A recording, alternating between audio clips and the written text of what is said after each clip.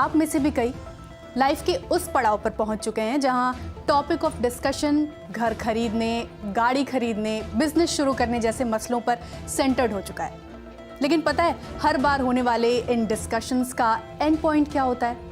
And point ये होता है कि यार लोन और उसके साथ लगने वाली भारी भरकम इंटरेस्ट रेट एक एंडलेस ट्रैप की तरह है जो महीने दर महीने, साल दर साल चलती ही जाती है। इसलिए इनसे दूरी ही सही। पर क्या इस ऑप्शन से दूरी बना लेने से आपके गोल्स पूरे हो पा रहे हैं? नहीं ना। तो पैसा वसूल के इस एपिसोड में हम आपको देने जा रहे हैं कुछ ऐसे टिप्स जिससे सालों साल की ईएमआई के बोझ से आप आधे समय में ही छुटकारा पा सकते हैं, यानी टेंशन भी कम और इंटरेस्ट की भी बचत।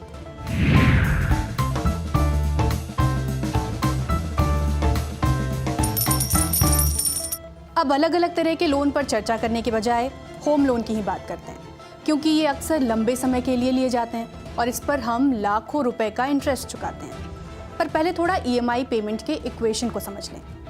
तो सीधी सी बात है कि घर खरीदने के लिए आपने बैंक से लोन लिया और फिर बैंक से ये वादा किया कि इसे ब्याज के साथ हर महीने कुछ आसान किश्तों में चुका देंगे। बैंकिंग या फाइनेंस की भाषा में यही है ईएमआई।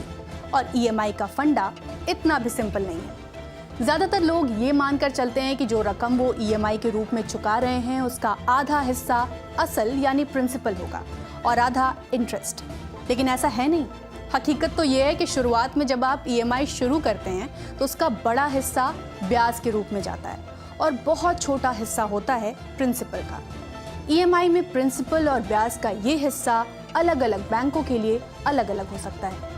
ज़्यादातर मामलों में प्रिंसिपल का हिस्सा महज 10% तक होता है, जबकि ईएमआई की 90% रकम बैंक ब्याज के रूप में वसूलता है। साल दर साल जैसे जैसे आप ईएमआई भरते जाते हैं वैसे वैसे ब्याज की रकम घटती जाती है और प्रिंसिपल के अमाउंट में इजाफा होता रहता है। दरअसल कर्ज का सीधा सा फॉर्मूला ये है कि जितने ज़्यादा समय के लिए लोन लिया गया है, ब्याज यानी सूद का बोझ भी उतना ही ज़्यादा होगा।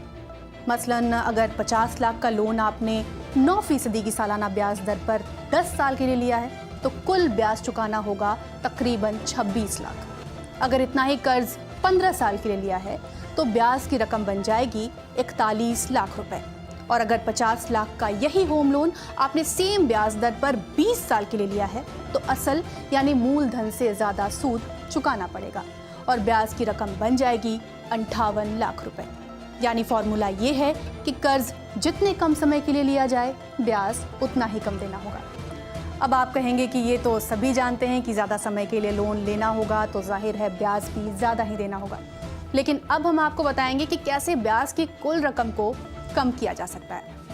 आप जवान हैं, नौकरी कुछ ही साल पहले शुरू की है, लेकिन जल्द ही अपने घर का सपना भी पूरा करना चाहते हैं तो छोटे ड्यूरेशन के लिए होम लोन लेना चैलेंजिंग हो सकता है, क्योंकि ईएमआई ज़्यादा होगी और इससे आपका बजट भी बिगड़ सकता है। तो कोई बात नहीं, अगर आपने शुरुआत में होम लोन 20 साल के लिए लिया हुआ है तो जैसे जैसे आपकी सैलरी बढ़े आप उसी हिसाब से हर साल अपनी ईएमआई में इजाफा कर दीजिए और फिर देखिए कमाल। अगर आप अपनी ईएमआई हर साल 5% बढ़ाते हैं तो आप पूरा होम लोन 20 साल के बजाय 12 साल में चुका देंगे। कुछ और हिम्मत जुटाकर अगर आप हर साल ईएमआई की रकम 10% बढ़ा देते हैं तो होम लोन की अवधि 10 साल कम हो जाएगी और इस तरह आप 20 साल का होम लोन 10 साल में चुका देंगे। कुछ और ब्याज की रकम बचाना चाहते हैं तो सैलरी के अलावा आपकी और भी कुछ बचत हो, मसलन बोनस मिला हो या कोई और एक्स्ट्रा सेविंग्स है, तो इससे भी आप लोन की कुछ प्री पेमेंट कर सकते हैं और प्रिंसिपल घटा सकते हैं। एक चीज़ और जिस पर होम लोन बायर्स का ध्यान नहीं जाता, या यूँ कहें कि वो इससे वाकिफ़ ही नहीं होते, वो ये है कि होम लोन लेने वाले बैंक या दूसरे फाइनेंशियल इंस्टीट्यूट इस लोन का इंश्योरेंस ग्राहक को खुद ही बेच देते हैं और इसे आपके होम लोन में जोड़ देते हैं। नतीजा ये होता है कि ये रकम भी आपकी ईएमआई का हिस्सा बन जाती है।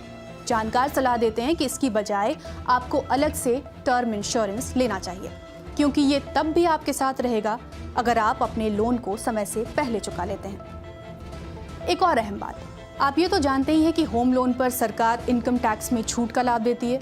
इनकम टैक्स के सेक्शन 24B के तहत होम लोन ब्याज पर 2 लाख रुपए तक की इनकम छूट का लाभ मिलता है।